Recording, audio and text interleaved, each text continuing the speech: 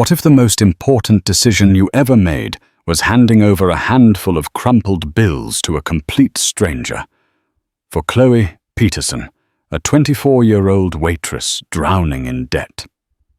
That decision wasn't just important, it was everything. It was the choice between paying her own overdue rent or buying life-saving medicine for a desperate stranger's child. She chose the child. She gave him every dollar she had, her entire week's tips, expecting nothing in return. She thought she'd never see him again. What she didn't know was that the man in the worn-out coat was a billionaire in hiding, and he was about to return in a way that would shatter her world and expose a city's most shocking secret. The relentless rhythm of the Oak Creek Diner was a symphony of chaos that Chloe Peterson knew by heart. The sizzle of bacon on the griddle, the clatter of ceramic plates being stacked too high, the low grumble of the ancient air conditioner, fighting a losing battle against the humid Texas summer, and the constant shrill ring of the bell. Mr. Henderson, the manager, smacked every time an order was up. For Chloe, these sounds were the soundtrack to her slow-motion failure. She had come to Austin with a scholarship to the university's prestigious art program, her portfolio filled with charcoal sketches and vibrant dreams. But 2 years in family tragedy had struck her. Funding had vanished, and the canvas had been replaced by a notepad for taking orders. Now her life was a repeating loop of refilling coffee cups and balancing trays laden with burgers and fries, all while the mountain of student loan debt and her overdue rent notice loomed like a storm cloud. Her apartment was a tiny third-floor walk-up, where the smell of her oil paints mingled with the scent of instant noodles. Her dreams hadn't died, but they were starving. On this particular Tuesday, the rain was coming down in sheets, turning the world outside the diner's large windows into a blurry grey watercolor. Business was slow. The only customers were a few regulars who treated the diner as their living room. This included Marcus Thorne, a real estate developer who always sat in booth 4 dressed in suits that cost more than Chloe's car. He was condescending, a terrible tipper, and had a habit of clicking his fingers to get her attention, but his regular presence meant a guaranteed, albeit meager, addition to her tip jar. It was around 3 p.m., the dead zone between the lunch rush and the dinner crowd, when the diner door creaked open, letting in a gust of wind and a man who looked like he'd been carved from hardship itself. He wasn't just wet, he was soaked to the bone. His thin, once grey coat was now a dark, clinging black. His hair was plastered to his forehead, and his face, etched with lines of profound weariness, was pale. But it wasn't the man who seized Chloe's attention. It was the little girl he held tightly in his arms. She was maybe 5 or 6 years old, her small body wrapped in a threadbare blanket. Her face was frighteningly flush, and a dry, rasping cough echoed in the quiet diner. Every cough seemed to shake her entire frame, a fragile, desperate sound that pierced the drone of the rain. The man Arthur, as she would later learn his name, scanned the room with haunted, darting eyes.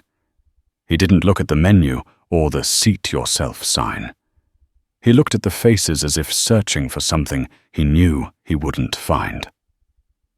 He bypassed the empty booths and walked directly to the counter, where Chloe was wiping down the chrome surface. "Excuse me," he said, his voice a low, gravelly whisper, rough with disuse. "Please, can you help us, Mr. Henderson?" A man whose physique was as round as his empathy was sharp-edged, emerged from the back office, his beady eyes narrowing. "If you're not buying, you're leaving. We're not a shelter." The man flinched as if struck. He pulled his daughter Lily closer. I need to buy something. For her. She needs her medicine. I lost my wallet, my phone, everything. My car broke down a few miles back. I just need enough to get a prescription filled. His gaze fell to Chloe's tip jar, a simple glass mason jar with Art Fund scrawled on it in marker. It held her earnings from the past 5 days, a collection of crumpled ones, 5s, and a precious few 10s. It was her rent money. It was everything. How much is the prescription? Chloe asked, her voice soft, ignoring Mr. Henderson's glare. $47. The man whispered the number, hanging in the air like a death sentence. It's for a severe bronchial infection. Without it, he trailed off, his Adam's apple bobbing. He looked at his daughter, whose eyes were now fluttering shut, her breathing shallow. $47. Chloe's heart hammered against her ribs. Her rent was $450 due in 2 days. The tip jar held maybe $220. If she gave him the money, she wouldn't just be short on rent. She'd have nothing. Her landlord, a stern woman named Mrs. Gable, wasn't known for her patience. "Sir, I told you to leave," Mr. Henderson barked, moving towards them. "Wait," Chloe said, holding up a hand. She looked at the little girl's feverish face, at the raw desperation in the father's eyes. She saw a reflection of her own past, the helplessness, the fear, the feeling of being utterly alone against the world. Her own childhood in the foster system had been a patchwork of uncertainty, of relying on the rare kindness of strangers. How could she turn her back now? She looked at Marcus Thorne over in his booth. He was watching the scene with an air of detached amusement, sipping his espresso, a smirk playing on his lips. He could solve this man's problem with the lint in his pocket, but he wouldn't. The world was full of people who could help, but wouldn't. Today, Chloe decided she would not be one of them. Her hand trembled as she reached for her tip jar. The clinking of the coins was deafening in the suddenly silent diner. Mr. Henderson stood frozen, his mouth agape. Brittany, another waitress who was polishing silverware, stopped and stared, her expression a mixture of shock and contempt. Without a second thought, Chloe unscrewed the lid and tipped the entire contents of the jar onto the counter. She pushed the pile of crumpled bills and coins towards the man. "Here," she said, her voice shaking slightly. "Take it all. There's over $200 there. Get her medicine and get yourselves a motel room for the night. Get warm." The man stared at the money, then at Chloe, his eyes welling with tears. Disbelief warred with a tidal wave of gratitude on his face. I can't. This is yours. It's just money," Chloe said, though the words tasted like a lie in her own mouth. It wasn't just money.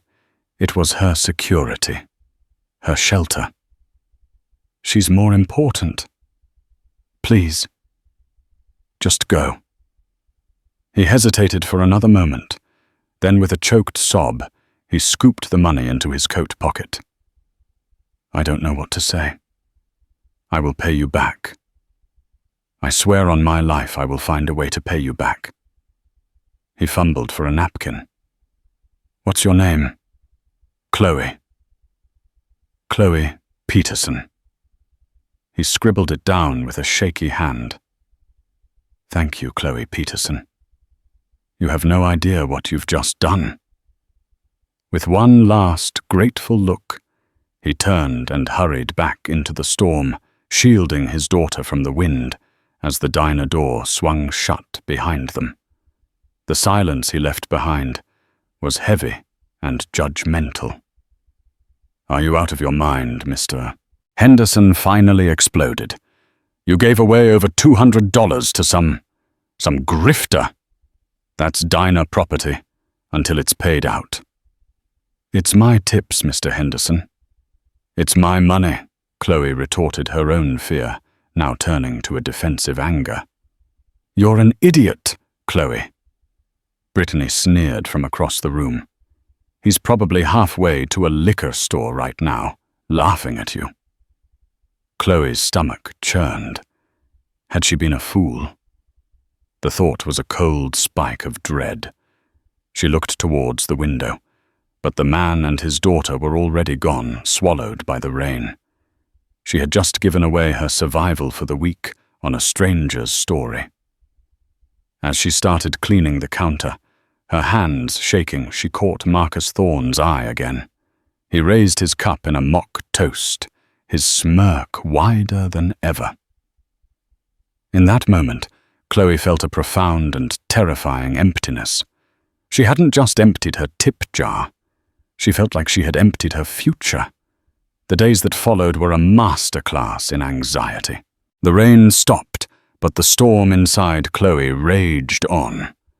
Every time the diner door opened, she looked up with a jolt of irrational hope, expecting to see the man Arthur returning to repay her. He never came. The silence from him was as absolute as the emptiness of her pockets. Brittany's taunts became a daily ritual. "Seen your rich homeless friend lately?" Chloe she'd ask with a saccharine smile, while counting her own thick wad of tips. "Maybe he bought a yacht with your rent money." Mr. Henderson treated her with a new level of disdain, assigning her the worst tasks, cleaning the grease trap, scrubbing the grout in the bathrooms, and taking out the overflowing dumpsters in the sweltering alley. He was making her pay for her compassion, one miserable chore at a time. "See Chloe," he'd say, pointing a greasy spatula at her. "This is what happens when you let your heart do the thinking. You end up with nothing." He wasn't wrong. She had nothing. Her landlord, Mrs. Gable, had been anything but understanding. Chloe had tried to explain, vaguely mentioning a family emergency, but the formidable woman had simply pointed to the calendar. "Rent was due on the 1st, Miss Peterson. Today is the 3rd. You have 48 hours to pay in full plus a $50 late fee, or the eviction process begins. No exceptions." Panic set in. Chloe started selling what little she had of value.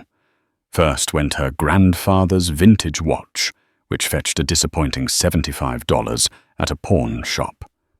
Next was her tablet, the one she used to look at art from galleries around the world. It felt like selling a window to her dreams. That got her another $100. It still wasn't enough. Her gaze fell upon the last resort tucked away in her jewelry box, a small silver locket. It had belonged to her mother, the only tangible thing she had left of her. Inside were two minuscule faded photos, one of a smiling woman Chloe barely remembered, and one of a baby Chloe herself. It was her most prized possession, the anchor to a past she barely knew. Clutching the locket, she walked back to the pawn shop, the city's noise fading into a dull roar in her ears. The pawnbroker, a man with tired eyes, offered her $60 for it. Chloe's breath hitched. $60 in exchange for her only connection to her mother. She stood there for a full minute, the cool metal pressing into her palm, the weight of her decision crushing her. With tears blurring her vision, she slid it across the counter. With the pawn money and a small advance, Mr. Henderson grudgingly gave her, at an exorbitant interest rate. He deducted from future tips. She finally scraped together the rent and the late fee. She handed the cash to Mrs. Gable, her hands trembling with a mixture of relief and shame. She was safe for another month, but she felt poorer than ever. Her art suffered the most. The corner of her apartment that served as her studio grew dusty. The vibrant tubes of oil paint lay untouched. She couldn't afford a new canvas, and more importantly, She couldn't find the inspiration. The joy she once found in creation was suffocated by the gnawing fear of her financial precarity. The world, which once seemed full of color and possibility, now seemed rendered in shades of gray. One afternoon, about 2 weeks after the incident, Marcus Thorne sat in his usual booth. He called Chloe over with his signature obnoxious finger snap. "Coffee, girl. And make it quick. I've got a big deal closing today." He was beaming, radiating an arrogant energy that filled the room. "Just finalized the acquisition of a smaller tech firm. Hostile takeover. Their CEO, some supposed genius, got himself tangled in legal trouble. His partner saw an opportunity and sold me his shares. Easiest money I ever made.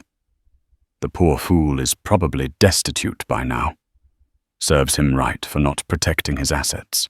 Chloe just nodded, her face a mask of neutrality as she poured his coffee. "Congratulations, Mr. Thorne." The man's glee at another's misfortune was nauseating. As she walked away, a strange detail snagged her attention. On the table next to his designer briefcase was a file. A single name was visible on the tab. Vance Arthur. Chloe froze mid-stride. Vance. The name felt familiar, but she couldn't place it. She shook her head. It was probably a coincidence. There were thousands of Vances in the world. Still, a seed of unease was planted.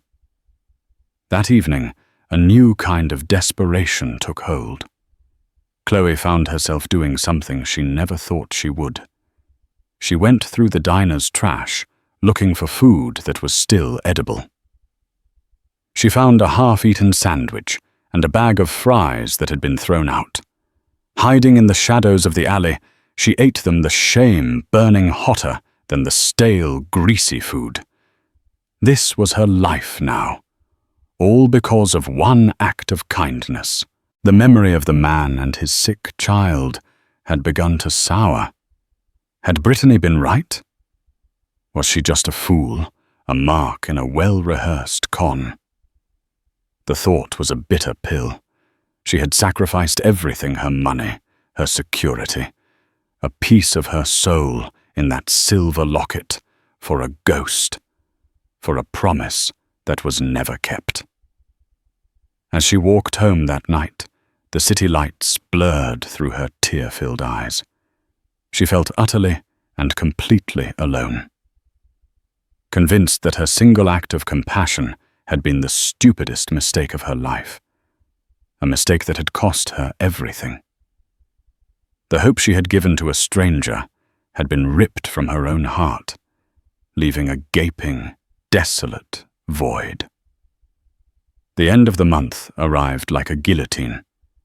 Chloe had managed to survive by working double shifts fueled by caffeine and the sheer terror of homelessness.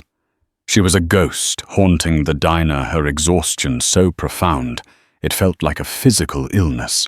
Her art supplies were now packed away in a cardboard box under her bed, a tomb for her buried aspirations. The final Friday of the month was brutally busy. A convention was in town, and the diner was swamped from open to close. Chloe moved on autopilot, her feet aching, her mind numb. She had just dropped off a check at a table when she noticed a wallet left behind in the booth. She picked it up. It was thick with cash. A quick glance at the driver's license showed it belonged to a tourist, a man who had been part of a large, boisterous group. Her first instinct, the one that was etched into her DNA, was to run after them. But then a darker thought slithered into her mind. Inside that wallet was the solution to all her problems. There had to be at least $500 in there. It was next month's rent. It was groceries. It was a new canvas and paints. It was a breath of air in an ocean of debt. No one would know. The group was from out of state. They were probably already on their way to the airport. Her mind flashed to Mr. Henderson's smug face, to Brittany's mocking laughter, to the cold, empty space where her mother's locket used to be. The world had taken from her. Maybe it was time to take something back. She stood there, hidden by the high back of the booth, her heart pounding a frantic, terrifying rhythm. The wallet felt heavy in her hand, heavy with temptation. This was a crossroads. The path of integrity was barren and painful. The other path, it was a way out.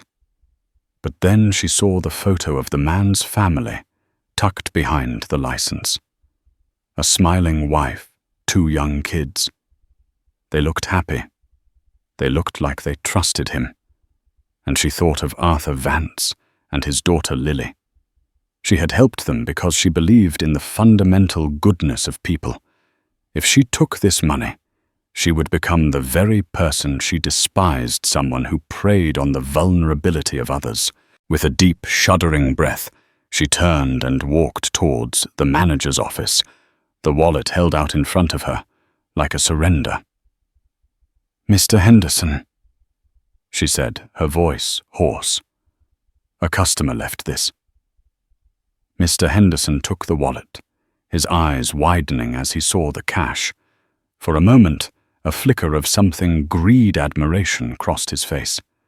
But it was quickly replaced by his usual suspicion. He didn't have to wait long for his opportunity. A few minutes later, Brittany rushed over to him, her face a mask of malicious glee. "Mr. Henderson, you need to see this," she said, pointing towards the employee lockers. "I saw Chloe fiddling with her purse right after she found that wallet. I think she might have taken something." It was a blatant, venomous lie, but it was all Henderson needed. He stormed over to Chloe. "Empty your pockets and open your purse." "What? Why?" Chloe asked, stunned. "Don't play dumb with me, Peterson. Brittany saw you. You took money from that wallet before you turned it in, didn't you?" The accusation was so absurd, so cruel, that Chloe could only stare at him in disbelief. "No, I would never do that."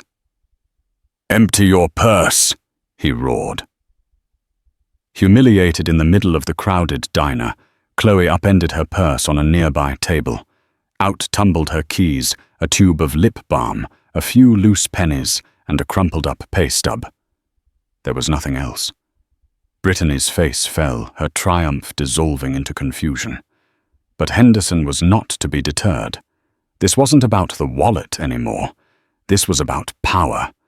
This was about punishing the girl who had defied him, who had made him look foolish with her reckless generosity. "I don't believe you," he snarled, his face turning a blotchy red. "I know your type, always playing the victim. You're a thief, and I don't employ thieves." He pointed a trembling finger toward the door. "You're fired. Get out, now." The words hit Chloe with the force of a physical blow. "Fired, but I didn't do anything," she pleaded, her voice breaking. The eyes of every customer in the diner were on her. She saw pity in some, but mostly she saw the same detached curiosity Marcus Thorne had shown her weeks ago. "Get out." Henderson repeated, his voice low and menacing. "And don't even think about coming back for your last paycheck. Consider it a down payment for whatever you stole." Tears streamed down Chloe's face as she stumbled towards the door. She risked a look back at Brittany, who refused to meet her gaze, suddenly finding the salt shakers on a nearby table intensely fascinating. It was the ultimate betrayal, a lie spun from jealousy that had just cost Chloe her livelihood. She pushed the door open and stumbled out into the late afternoon sun, the diner's chaotic sounds fading behind her.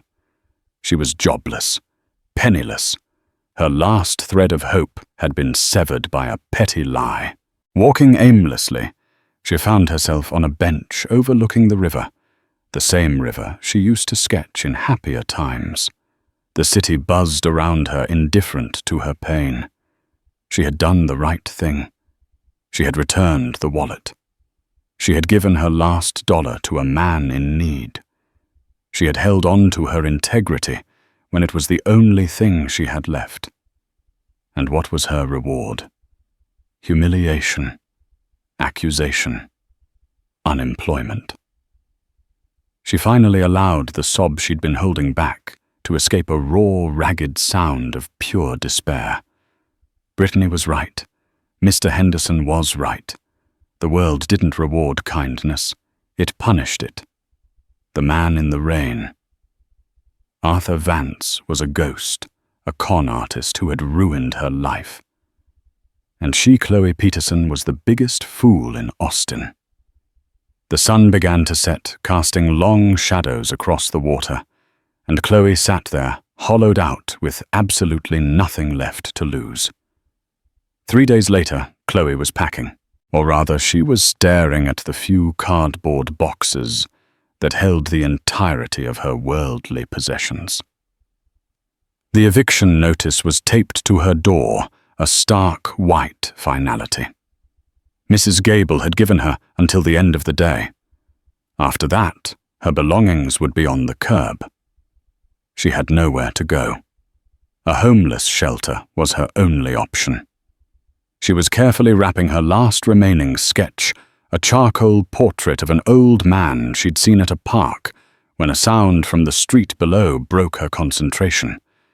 It was the deep, throaty purr of a high-performance engine, a sound utterly alien to her run-down neighborhood of sputtering pickups and rattling sedans. Curiosity piqued, she peered out her window. Her breath caught in her throat. Parked directly in front of her apartment building, double-parked and utterly indifferent to the traffic it was blocking, was the longest, blackest limousine she had ever seen. It wasn't just a car, it was a statement. Its onyx paint was so polished, it reflected the grimy brick of her building with perfect clarity.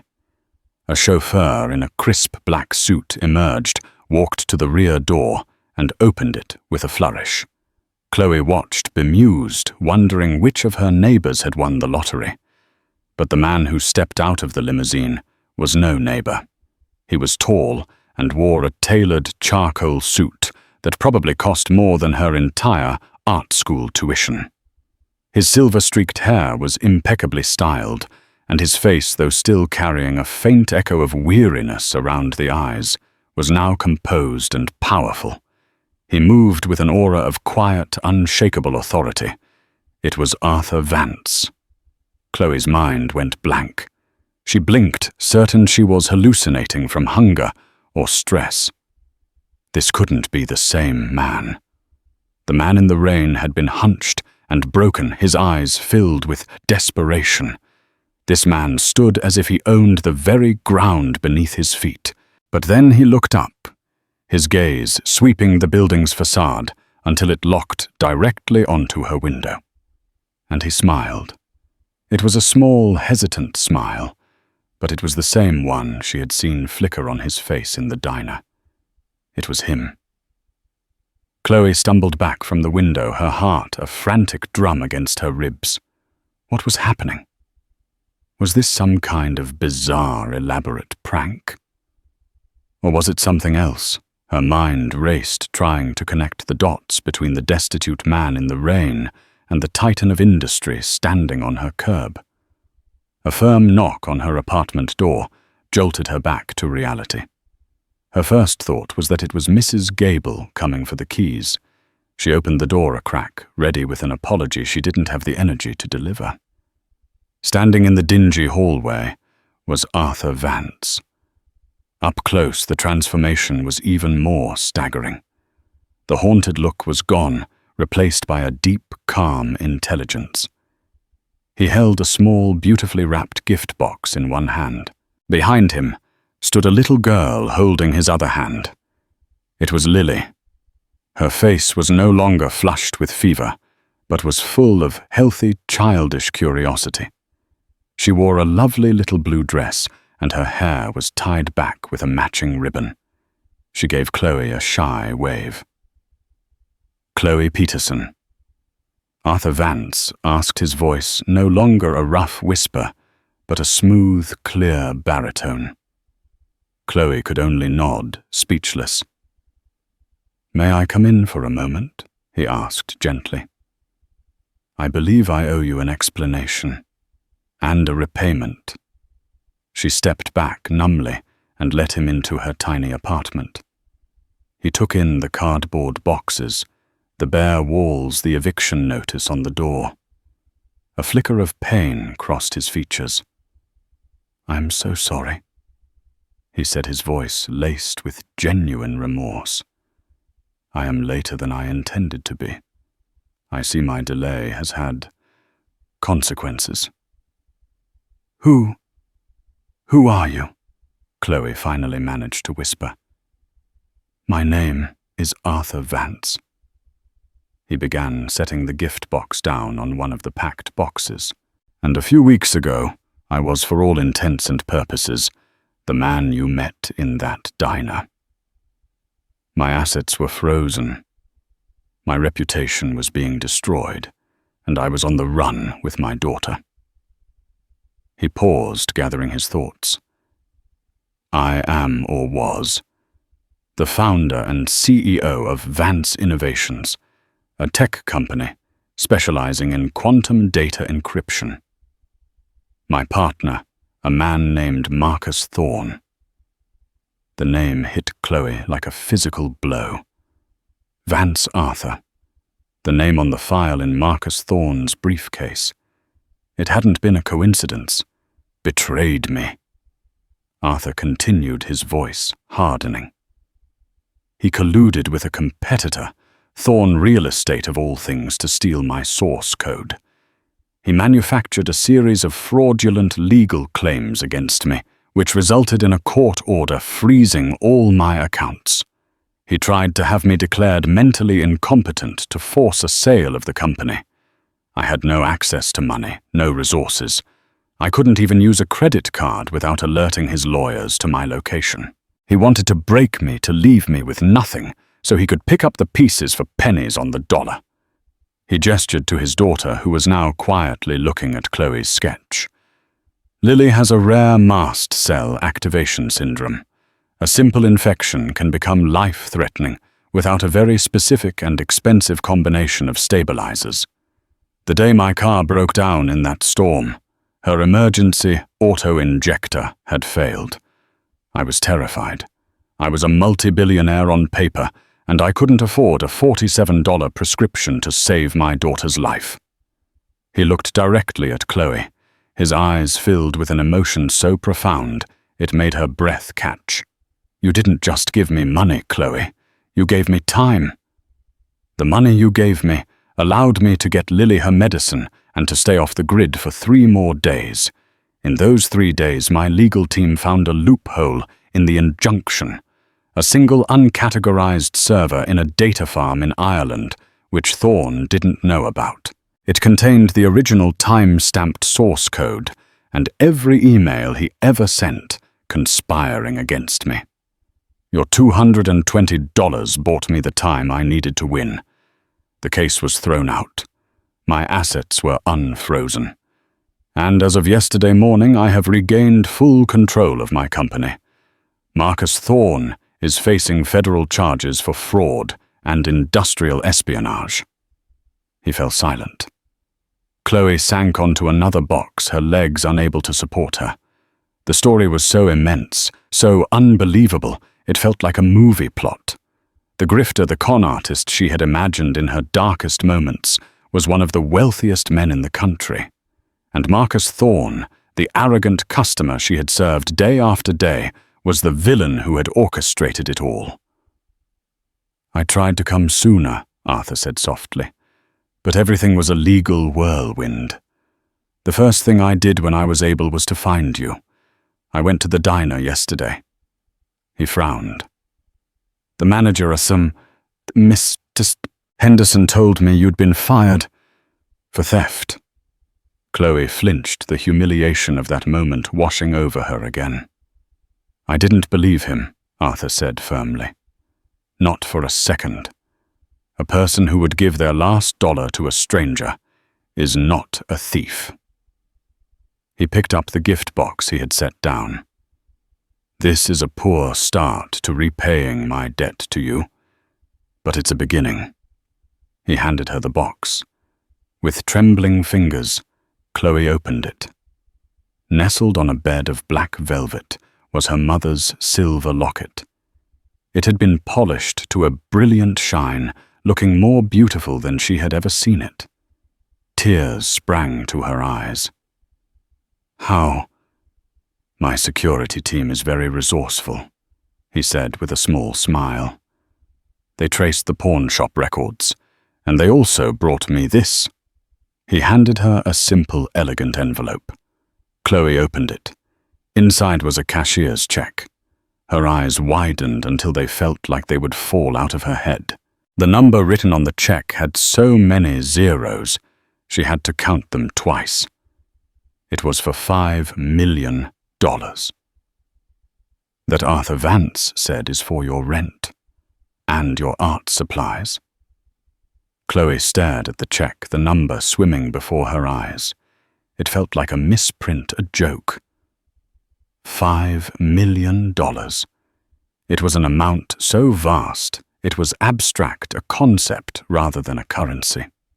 She looked from the check to Arthur Vance's earnest face, then to the silver locket in her palm. The whiplash of the last hour from eviction to this was so severe, she felt dizzy. I can't accept this. She stammered the words automatic, born of a lifetime of expecting nothing.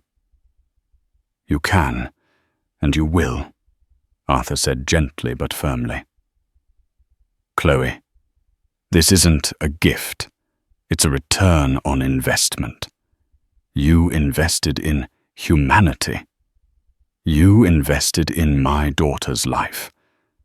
The dividends are simply substantial. He gestured around her apartment. Now it seems my first order of business should be rectifying this situation. And the one at the diner, would you accompany me?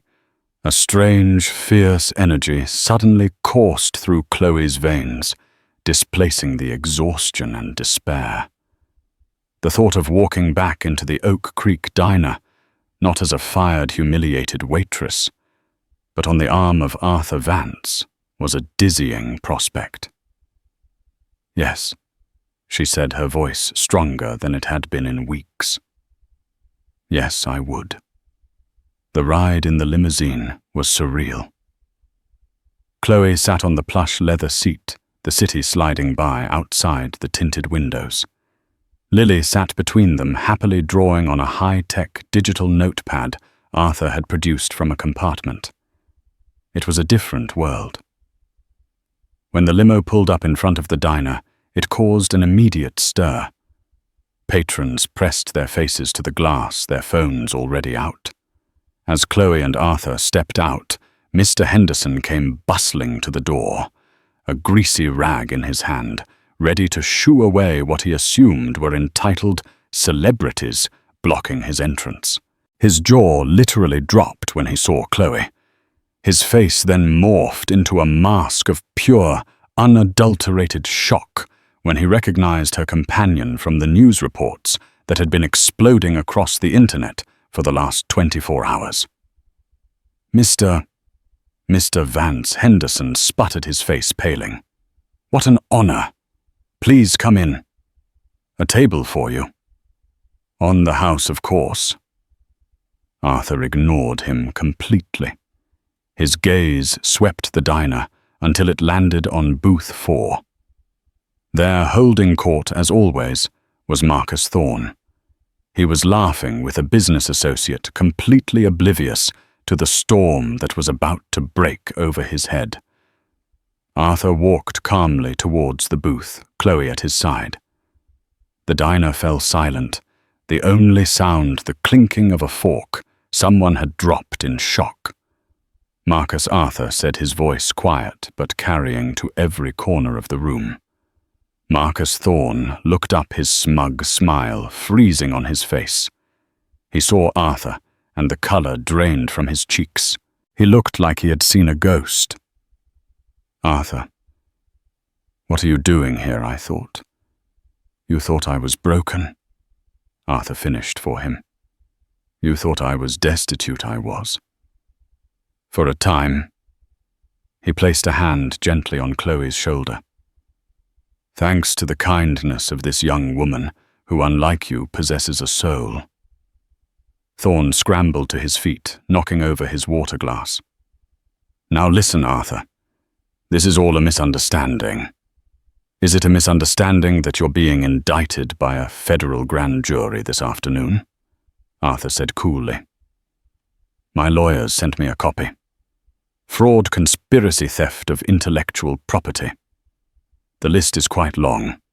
It turns out that server in Dublin was a real treasure trove." At that moment, two plain-clothed detectives, who had entered discreetly behind them, stepped forward.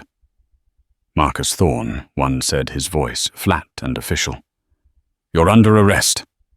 Thorne stared, his arrogance crumbling into pure panic. "You can't do this. Do you know who I am?"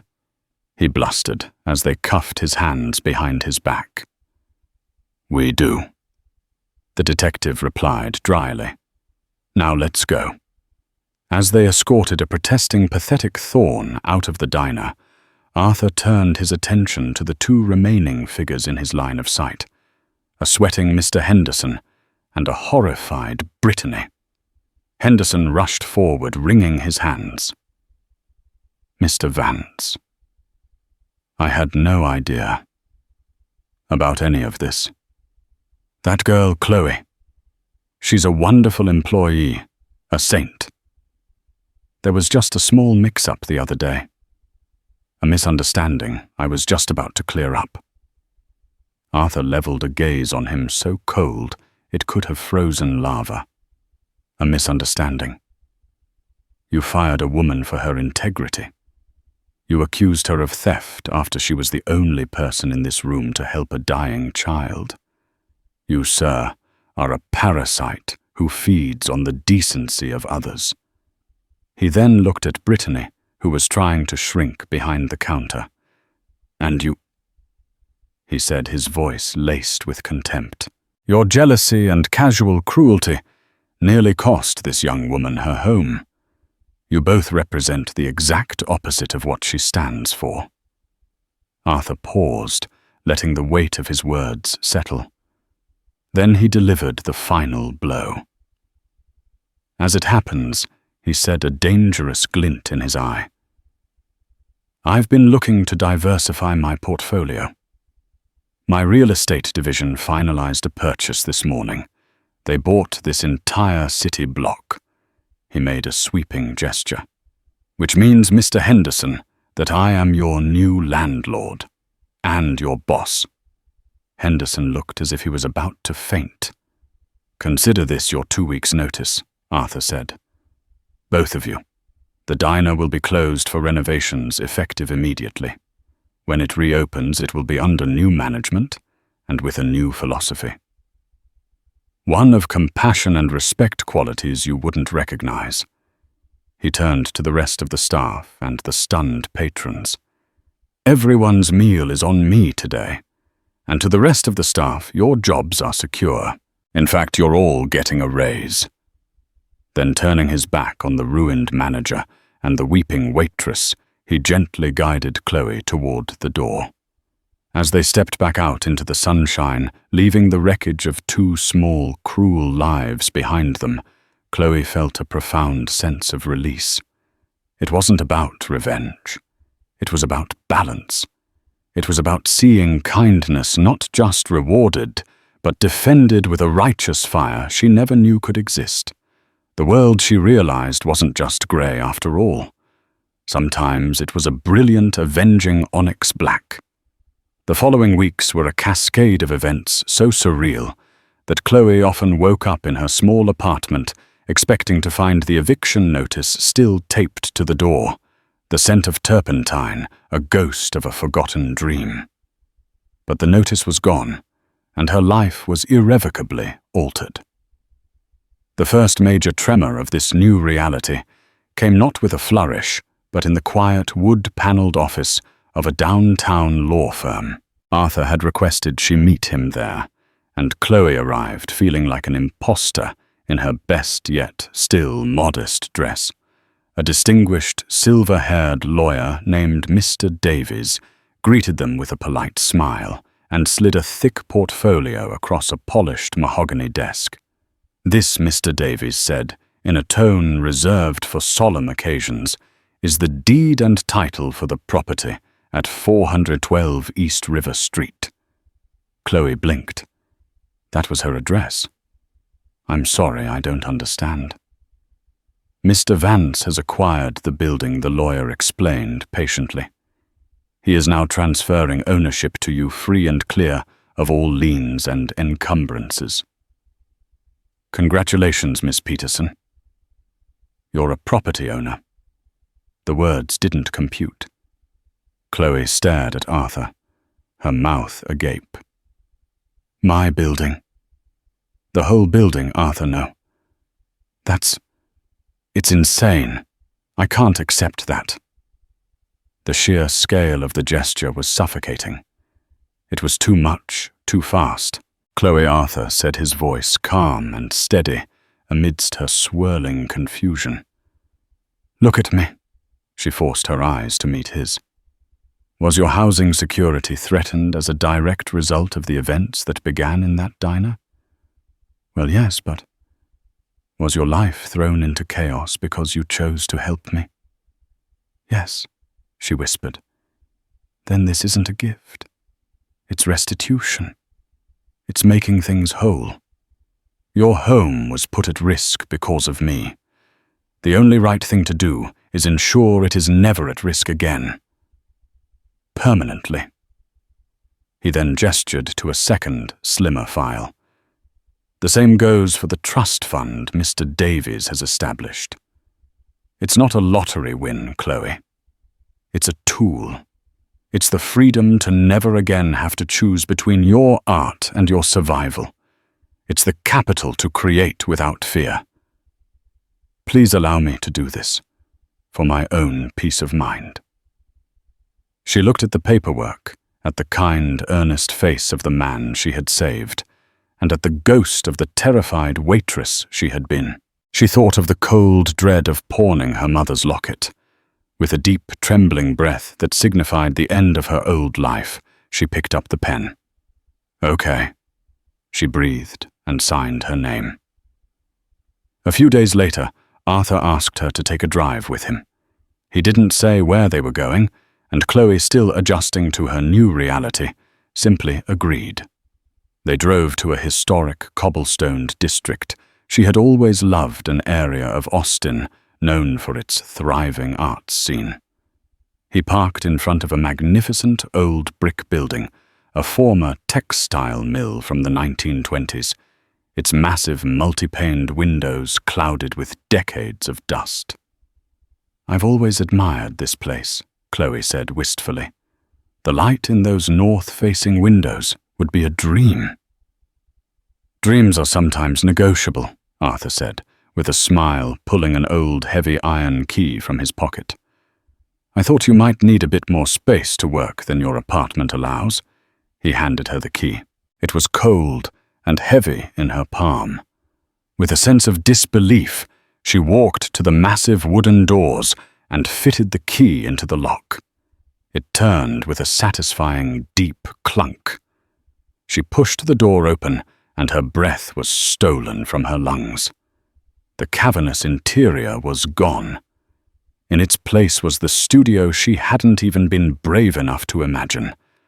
The space was wet and open, bathed in the soft, perfect light filtering through the now spotless windows. The old brick walls had been cleaned and sealed, and the original hardwood floors were refinished to a warm sheen. It wasn't just an empty space. It was a sanctuary fully formed. One entire wall was a professionally installed shelving system, stocked with an almost infinite supply of art materials. There were canvases of every conceivable size, from tiny squares to frames so large they could capture a whole world. There were hundreds of tubes of oil and acrylic paints arranged in a perfect color spectrum. Drawers full of charcoals, pastels, and inks, and in one corner a potter's wheel and kiln. In the center of the room, waiting for her, stood a beautiful handcrafted wooden easel. Tears streamed down Chloe's face as she walked slowly into the room, her footsteps echoing in the hallowed silence. She ran her hand over the smooth, cool surface of a workbench, touched the bristles of a brand-new brush, and inhaled the intoxicating scent of linseed oil, fresh paint, and possibility. This wasn't just a building. It was a declaration of faith in her. It was Arthur telling her in the most profound way possible that her dreams were valid. It was in this studio a week later, surrounded by blank canvases, that Arthur made his next proposal. "What you did for me?" "And Lily." He began sitting on a simple stool while Chloe sketched him, trying to recapture the haunted look he'd once worn. It wasn't just about the money. It was about seeing a human need and meeting it without hesitation, without a form to fill out or a box to check. That kind of immediate intuitive compassion is the rarest and most valuable resource in the world. He stood and began to pace his energy, filling the space. "I'm launching a new non-profit. I want to create a fund for all the other $47 prescriptions out there, for the car repair that lets a single mother keep her job, for the utility bill that keeps a family warm, for the small critical emergencies that if ignored can cause lives to unravel. I'm calling it the Peterson-Vance Foundation." Chloe's charcoal stick froze above the paper. "I have the capital," Arthur continued. "I have the lawyers and the accountants, but I don't have the perspective. I've lived my entire adult life in a world of numbers and boardrooms. I need a heart for this foundation. I need its leader to be someone who understands what's at stake." He stopped and looked directly at her. "I want you to be its president, Chloe. I want you to run it." The charcoal stick slipped from her fingers, clattering on the floor. "Me?" She choked out a laugh of pure panic escaping her. "Arthur, that's absurd. I'm an artist. I was a waitress. I don't have a business degree. I'd be terrible. I would fail you. You think so?" He countered, his voice gentle. "My family's corporate charity once denied aid to a family whose house had burned down because they'd missed the application deadline by 1 day while their child was in the hospital with smoke inhalation. The administrator who made that call had an MBA from Harvard. What they lacked was humanity." He walked over and stood before her. "Your entire life has been your education. You know what it feels like to be invisible. You know the terror of a looming deadline and an empty pocket. You have a PhD in empathy, Chloe. That is the only qualification that matters. You won't be alone. You'll have a full team to support you. But you will be the compass. You will provide the why. It has to be you." Staring into his earnest eyes, Chloe realized he was right. Her past, the source of so much pain and struggle, was now her greatest asset. Her scars gave her a vision that others couldn't possess. "Yes," she said, her voice filled with a new quiet confidence. "I'll do it." Chloe's life split into a beautiful, harmonious duality. By day, she guided the foundation from a modest office, her experiences shaping its unique, compassionate ethos. One of their first cases involved a young music student at the university, a cellist who had dropped his instrument, cracking it, just days before a crucial scholarship audition. The repair cost was $300, a fortune to him. The foundation's administrative guidelines suggested they didn't cover property damage. Chloe, remembering the feeling of her own artistic dreams, slipping away immediately overruled it. His instrument is his voice, she told the committee. It's his future. We will pay for it. A week later, a jubilant email arrived. He had nailed the audition and secured his scholarship. Then in the evenings and on weekends, Chloe would retreat to her sanctuary of light. The fear and desperation that had long plagued her were gone, replaced by a torrent of creative energy. She painted with a passion that was almost holy. Her work became a tapestry of her journey, weaving together the darkness and the light. Her first gallery show, held in the stunning renovated lobby of her studio building, was the talk of the Austin art scene. The centerpiece of the show was a magnificent triptych. The left panel was dark and turbulent, a storm-racked scene of a desperate father clutching his child outside the harsh artificial light of a diner. The right panel was stark and powerful, a man in a crisp suit standing against the backdrop of a gleaming corporate city. But the central and largest panel was what captivated everyone.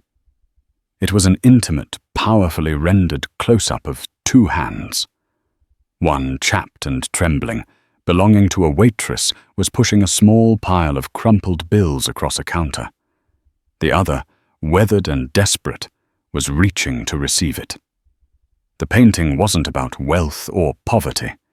It was about the sacred, electrifying moment of connection, the transfer of hope itself. Arthur and a vibrant, happy Lily arrived late. As Arthur stood before the triptych, he fell silent. Lily, now 7, tugged on his hand. "Look, Daddy," she said, her voice clear and bright. "That's when you were sad in the rain. And that's Chloe being nice." Tears welled in Arthur's eyes as he gazed at the central panel. She got it. Lily pad. She got the exact moment. He turned to Chloe, his face filled with awe. "You didn't just paint a memory, Chloe. You painted a mission statement. You painted the reason for everything we're now doing." Chloe looked from her painting to her friend, her partner in this strange and beautiful new world. She looked at the crowd, at the light filling her studio, at the vibrant colors on her hands. Her life was no longer a frantic sketch of survival. It was a masterpiece in progress, a canvas of limitless potential born from a single rainy Tuesday, and the simple, radical belief that a stranger's child was worth everything. Chloe Peterson's story is a powerful testament to the idea that the true value of our actions is often hidden from us. A single choice born from pure empathy set in motion a chain of events that not only rescued a family, but exposed a villain, righted a terrible wrong, and built a lasting legacy of compassion. It reminds us that you never know the full story of the person standing in front of you, and that the kindness you offer with no expectation of reward can be the most significant investment you ever make. Her journey from a desperate waitress to a celebrated artist and philanthropist proves that our character is not defined by what we have, but by what we are willing to give. If Chloe's story moved you and you believe in the transformative power of kindness, let us know in the comments what you would have done in her situation. Don't forget to like this video, share it with someone who needs to see it, and subscribe to our channel for more stories that prove a single act of compassion can change the world.